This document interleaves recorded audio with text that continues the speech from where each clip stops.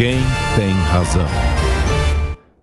Bom, você pode participar da nossa enquete, entre no site da Jovem Pan. A gente está perguntando justamente se você considera que com a gestão agora da ministra Rosa Weber, que assumiu a presidência do Supremo Tribunal Federal essa semana, se você acredita que ela vai levar o Supremo a uma atuação mais constitucional e discreta. Bom, a gente vai debater este tema agora. Doutor Ives, seja bem-vindo. Boa tarde ao senhor. Feliz em revê-lo. Grande satisfação também de estarmos aqui mais uma vez no Jovem Pan. Doutor Ives, eu vou começar com o senhor que tem se dedicado a discutir as cortes superiores já há muito tempo e não tem se furtado ao debate. O senhor acredita que a ministra Rosa Weber vai recuperar aquele Supremo discreto, constitucional e pacificador que parece não ter sido esse, digamos, o comportamento das últimas formações do Supremo? A impressão que eu tenho, ela como ministra, indiscutivelmente, ela tem um perfil discreto. Ela foi da turma do meu filho quando ela estava no TST, e esse perfil que ela tinha no TST, ela trouxe para o Supremo. É verdade que o presidente do Supremo tem grande força, mas não tem toda a força necessária. Qual é a força maior de um presidente do Supremo? É definir a pauta do plenário. Mas ele, evidentemente, não interfere nas decisões. E depois que a Corte aceitou que as decisões pudessem ser monocráticas, com efeito imediato e raramente chegando na semana seguinte para o plenário para confirmar ou não aquela decisão, nós passamos a ter, evidentemente, um protagonismo de ministros individualmente tomando decisões que afetavam, digamos, toda a orientação política, econômica, tributária. Estamos aí com uma professora de direito tributário presente, de tal maneira que eu acho que ela dará um perfil diferente. Indiscutivelmente, ela não, como presidente, não exporá o Supremo. Ela tem muito mais o perfil do Supremo até 2002, na época de Moreira Alves, de Galotti, Mar Galvão, Sidney Sanches, etc. Mas esse individualismo, essas decisões monocráticas que muitos dos ministros se habituaram a dar e continuam a dar, é evidente que ela não vai poder interferir. Então, nesse ponto, o seu papel será menor, mas na presença como instituição, eu acho que ela dará um perfil mais próximo do Supremo até 2002. Doutora Marielbe, na sua opinião, qual vai ser o comportamento agora à frente do STF da ministra Rosa Weber? Porque talvez se a gente pegar um dos últimos grandes pontos de atrito entre o que entende o mundo jurídico e o que faz nesse momento o Supremo é o que o ministro Marco Aurélio chamou de inquérito do fim do mundo, de um juiz que é tudo no processo, e isso feriu, digamos, aliás, criou espécie no mundo jurídico, que eu vi juristas renomados, o doutor Ives fez questão de se manifestar à época também, ou seja, de reclamar justamente dessa atuação. Ela terá poder sobre isso, ou seja, de dizer, olha, aqui há um excesso nosso e precisamos recuar? Olha, meu querido mestre, né, Ives Gandra, é um prazer estar aqui com você. Realmente a ministra Rosa Weber tem tido uma postura discreta, uma postura de mais bom senso, com muita calma, né? Então, eu acredito, bem disse o professor Ives, que pode ser que mude. Mas a gente tem que lembrar que os ministros do Supremo, cada um tem sua independência no que vota. Então, ela não vai poder interferir no conteúdo das decisões. A única coisa que ela tem é esse controle de pautar. Mas com relação a essa questão das decisões monocráticas, realmente fica a critério de cada ministro e não vai poder haver a interferência.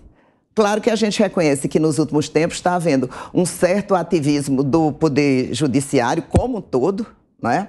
Então está se decidindo o que eles acham que é realmente a justiça e alargando muito os conceitos da Constituição. Porque deve-se lembrar que a Constituição é quem dá o poder aos ministros e ao Supremo. E, particularmente, eu defendo, sobretudo, o Supremo Tribunal Federal como poder, como órgão julgador, tem que ser respeitado sob pena de haver uma quebra institucional. Tá, senador Oriovisto Guimarães, seja bem-vindo do Podemos. Boa tarde ao senhor. Para eventuais excessos, espera-se que o Senado atue. Na sua opinião, o que é possível fazer diante deste caso? Tem havido uma reclamação em relação a posições do Supremo Tribunal Federal. o inquérito do fim do mundo, eu estou citando aqui, porque a frase é inclusive do ex-ministro Marco Aurélio Mello, né? Mas, enfim, diante do que nós estamos vendo, qual vai ser a posição do Senado, levando-se em conta agora que temos uma nova presidente na casa? Olha, Adalberto, primeiro deixe-me cumprimentar o doutor Ives Gandra, jurista a quem eu acompanho os artigos, os pronunciamentos pelos jornais e que muito admiro. Cumprimentar também a doutora Maria Elbe e a todos os nossos telespectadores.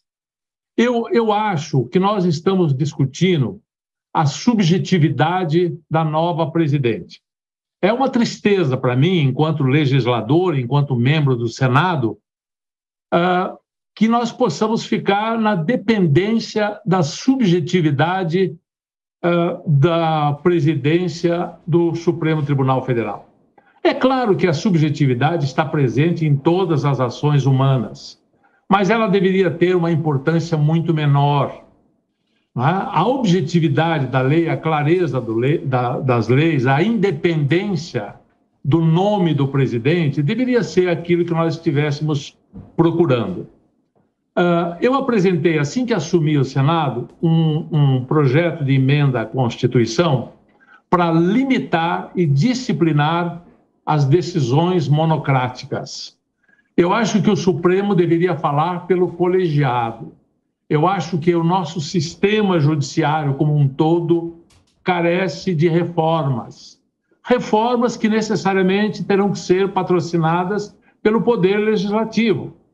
E acho que até em perfeita colaboração com o Poder Judiciário, ouvindo, sem dúvida, pessoas como as duas que estão aqui hoje nos acompanhando, que têm muito a nos ensinar sobre o funcionamento do Judiciário. Mas eu me somo à maioria das pessoas, dos brasileiros, que veem, aliás, tem até um livro escrito sobre isso, né? Os 11, um livro que aparece o ministro com sua capa preta lá, na capa do livro, que foi escrito pelo Felipe Recondo e Luiz Weber, dois jornalistas que acompanharam a vida do Supremo durante muito tempo.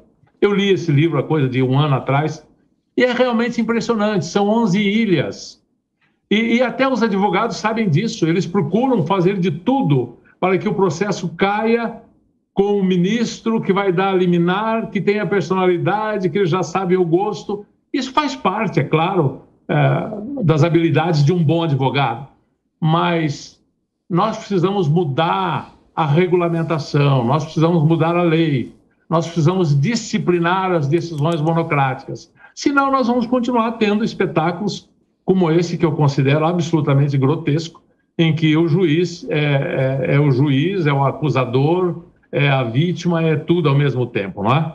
Então eu acho que certamente ela será uma pessoa mais discreta, mas nós não podemos discutir o sistema judiciário brasileiro com base em subjetividades, com base em características pessoais de um ou outro juiz. Nós deveríamos discutir a formatação legal segundo a qual ele funciona.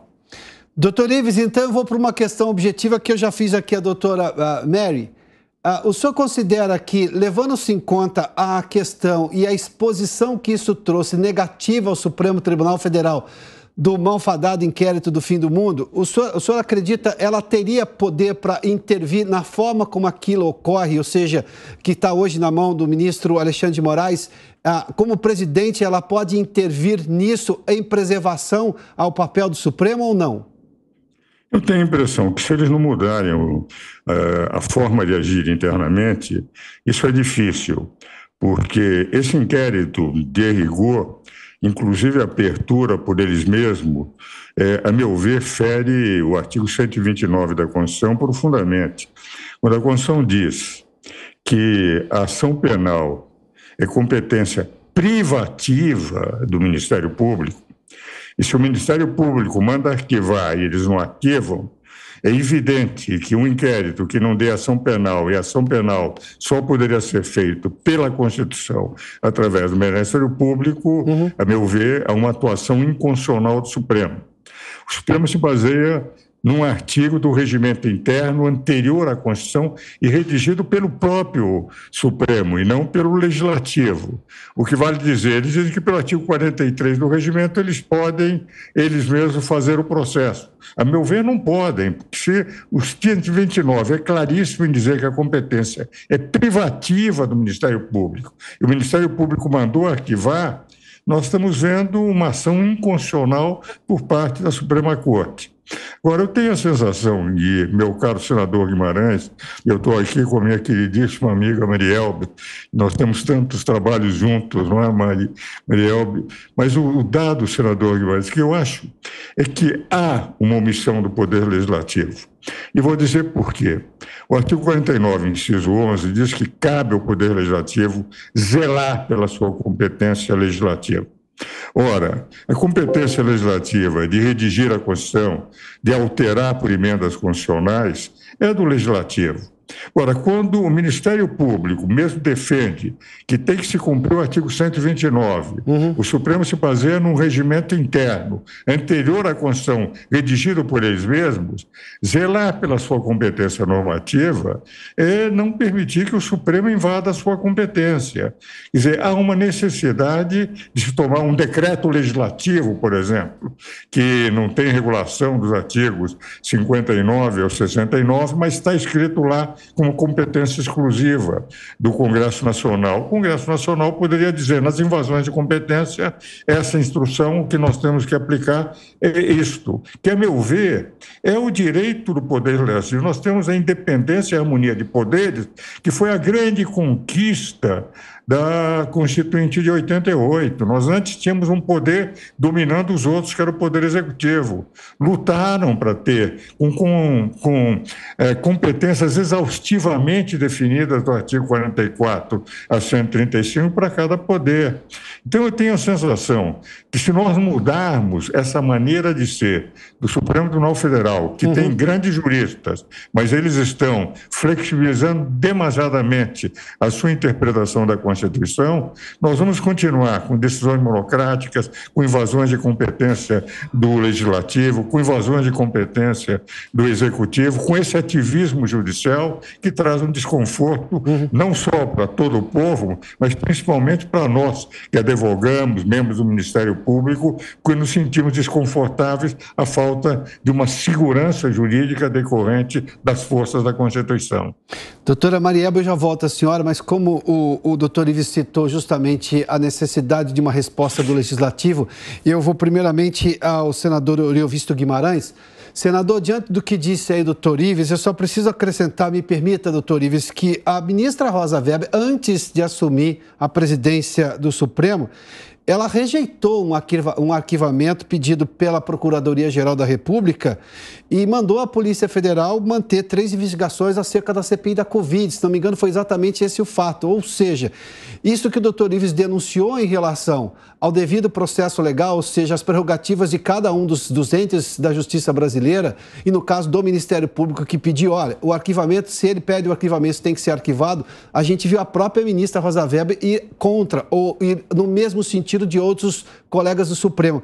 Na sua opinião, como é que o Senado reage a isso, olhando, obviamente, para a Constituição, que o doutor Ives descreveu aqui, o que a doutora Marielbe também fez menção? Como é que se faz diante disso, se a casa que deve zelar pela Constituição, que deve guardar a Constituição, neste momento, eu estou vendo juristas aqui criticando a atuação em sentido contrário à Constituição por parte do Supremo? Adalberto, eu primeiro quero concordar 100% com tudo que o doutor Ives Gandra disse. O Senado, a Câmara dos Deputados, o Poder Legislativo, deveria sim, no meu ponto de vista, penso exatamente como ele, se pronunciar, se fazer respeitar. Mas o que acontece hoje? Eu, como senador, às vezes me sinto constrangido, porque eu sou questionado, como estou sendo agora, a responder por um colegiado de 81 senadores. Primeiro, que eu não tenho essa delegação. Segundo, não tenho esse poder. As decisões lá no Senado não são tão monocráticas como no Supremo. Lá é colegiado e as coisas têm que ser votadas.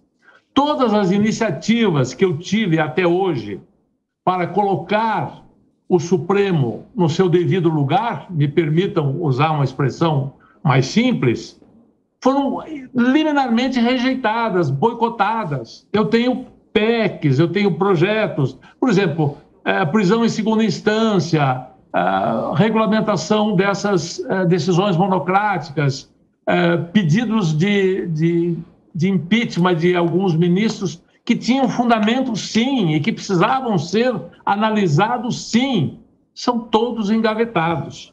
Uhum. E aí fica, então, tem eu e mais uns 20 que queremos conversar sério com o Supremo. Queremos. E não conseguimos nada. E talvez, para te responder a sua pergunta, eu tenho que dizer o porquê do nosso fracasso. Por que nós não conseguimos? Porque hoje, essa história de que democracia são 3 poderes, executivo, legislativo e judiciário, infelizmente, no Brasil, isso está corrompido. Há uma ligação entre Senado e Supremo Tribunal Federal, que eu já denunciei várias vezes, mas é uma coisa assim, não mexam comigo, que eu não mexo com vocês. Todo e qualquer legislador desse país que tiver um processo no Supremo Tribunal Federal, graças a essa excrescência do foro privilegiado para mais de 50 mil pessoas, tudo que é de legislador, tudo que é de senador ou de deputado acaba no Supremo, esses parlamentares que têm processo lá podem ficar tranquilos, podem dormir sossegados. Mas isso é política de compadrio, não é, senador? Nada. Como? Isso é política de compadrio, o que afronta a lógica da divisão dos poderes e da convivência harmônica deles. Eu concordo com você também, é isso mesmo. Então, os processos contra parlamentares corruptos, ou não corruptos, enfim, qualquer processo contra parlamentar no Supremo simplesmente não andam. Uma ocasião eu fui conversar com um dos ministros do Supremo, meu amigo, que eu me permito não citar o nome aqui, e perguntei a ele, me diga, por que as coisas não andam? Ele me disse, olho visto, porque foram feitas para não andar. Se eu fizer um processo, vem para um revisor, o revisor não tem prazo para entregar o voto dele e é para não funcionar. Doutor Ives e a doutora Marielba com certeza conhecem isso muito mais que eu, que sou engenheiro e economista de formação e não entendo nada do mundo do direito, muito menos ainda de como as coisas caminham nos nossos tribunais. Mas é evidente, por exemplo, quando eu propus, para te dar um exemplo, essa PEC que disciplinava, veja bem, não extinguia, mas disciplinava as decisões monocráticas, eu via colegas do meu lado, na hora da votação, eu tive 35 votos favoráveis e o restante votou contra. Uma PEC teria que ter muito mais votos para ser aprovada no Senado, depois teria que ir para a Câmara ainda. Mas eu escutava colegas do meu lado recebendo ligações de ministros do Supremo e orientando o voto. Foi a primeira vez, aliás, foi divertidíssimo em 2019, foi a primeira vez que o PT e o partido do presidente Bolsonaro, na ocasião, votaram de comum acordo contra essa PEC. Depois houveram tantas decisões monocráticas absurdas, prejudicando tanto o governo Bolsonaro, como prejudicando vários setores. Eu reapresentei a PEC, está parada hoje na CCJ do Senado. O senhor acredita que tem... Não dá sinais de que vai colocar em votação. Senador, rapidamente, eu queria justamente perguntar isso antes de passar à doutora Marielba. O senhor acredita que agora vai avançar isso daí? Porque eu tenho a impressão, e é uma impressão de quem está de longe, que o Congresso percebeu que há excessos, né? Se lá atrás havia um compadrio, digamos uma troca de 1 por 1, agora não. Agora vem 2 de lá e 1 daqui. Me parece isso. O senhor acha que agora vai andar? Rapidamente, por favor, senador. Rapidamente. Adalberto, eu acho essa relação legislativo-judiciário tão corrompida quanto a legislação executivo e judiciário. O que é o centrão? Tá bem. Se não a corrupção do poder legislativo por emendas do orçamento secreto. Agora nós vamos ver um espetáculo dantesco. Eles vão pular do barco, se o presidente Bolsonaro não for eleito, no outro dia eles vão estar apoiando o Lula. E se o povo brasileiro não renovar o poder legislativo em profundidade, essas coisas não vão se alterar. Doutora Marielbe, eu vou lhe fazer o questionamento sobre isso que nós estamos discutindo e vou só acrescentar. Eu tenho para mim que talvez das profissões mais ingratas hoje no Brasil deva ser a de professor de direito, porque uma coisa é o que ele tem que ensinar segundo a Constituição, a outra coisa é que o ministro do Supremo decide. Eu fico imaginando um aluno perguntando para ele, bom, o senhor me ensinou isso ontem, mas o ministro X votou de outra maneira. E aí? Bom, mas enfim, doutora, por gentileza. Veja, o que a gente tem que reconhecer é que está havendo uma polarização política. Não é? E aí o Supremo fica sujeito a julgar ações que o Legislativo dá entrada. Agora mesmo foi criada uma comissão lá no Senado para discutir esses poderes do Supremo.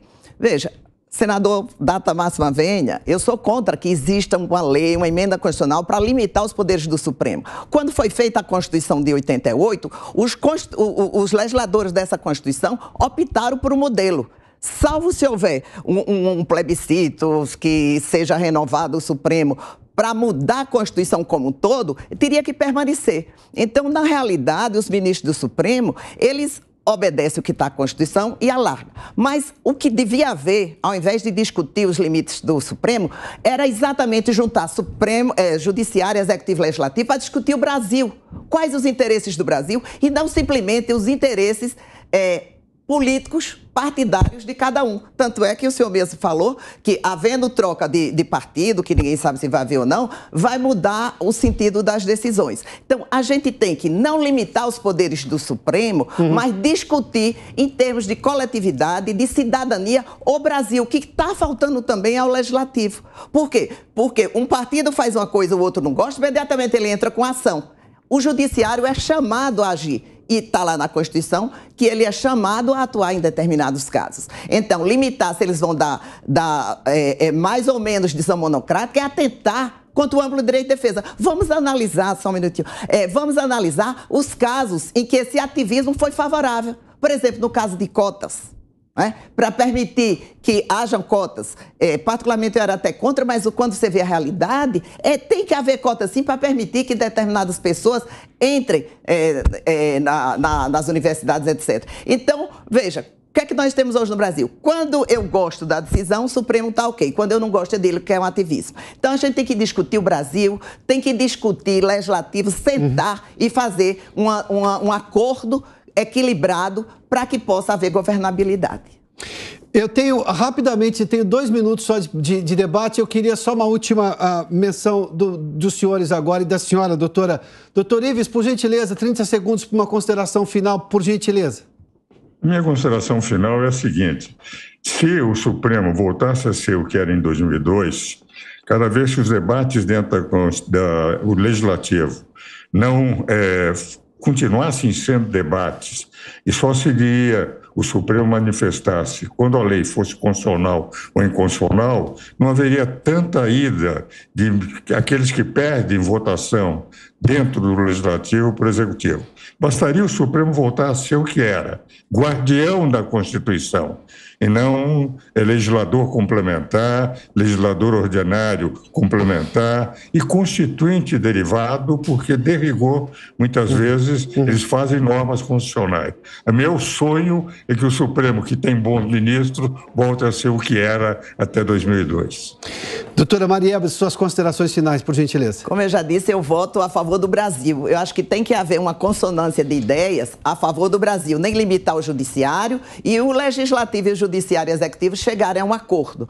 Por quê? Porque eu vejo muitos casos, principalmente em reforma tributária, em questões tributárias, eu até digo que é uma reforma judicial tributária, né?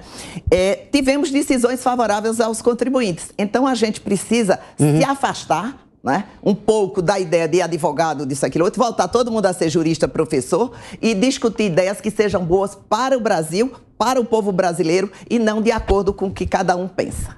Senador Aurélio Visto, eu só vou pegar o que disse o doutor Ives, porque o que a gente tem agora, neste momento, é um partido nanico, que é nanico porque, obviamente, foi votado como nanico pela democracia, perde uma votação pelo coletivo dos 81 senadores ou dos 503 deputados e recorre ao Supremo e ganha uma liminar. Ou seja, isso é um desvirtuamento da lógica democrática, não é?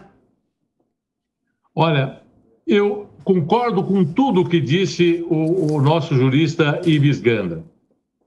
Se o Supremo, por motu próprio, voltasse ao que era e fosse realmente um tribunal guardião da Constituição e só se manifestasse sobre questões constitucionais, o Legislativo não precisaria tomar nenhuma providência. Eu queria lembrar a doutora Mari Elbe, que nos acompanha, que discutir o Brasil é a missão do Congresso Nacional. Nós fomos eleitos para isso, não é? E nós nunca pensamos, eu pelo menos nunca pensei em diminuir poderes do Supremo, mas em disciplinar coisas que eles não estão disciplinando. Eu nunca pretendi acabar com as decisões monocráticas. Mas, por exemplo, eu acho totalmente absurdo que uma questão fiscal na sua área tributária, que beneficia enormemente o banco sobre impostos, um ministro possa pedir vistas e segurar essa decisão por 5, 6 anos. A senhora sabe disso. E o banco enriquecendo e a decisão não é tomada contra o Estado. Tem coisas absurdas. Então, o que nós queríamos era regulamentar isso, dar um prazo para que fosse apresentado ao pleno, dar um prazo para que esse pedido de vista retornasse, não é? Essas coisas, eu concordo com o doutor Ives, o Supremo, por si mesmo, poderia fazer, mas já que não o faz, caberia a resposta do Legislativo.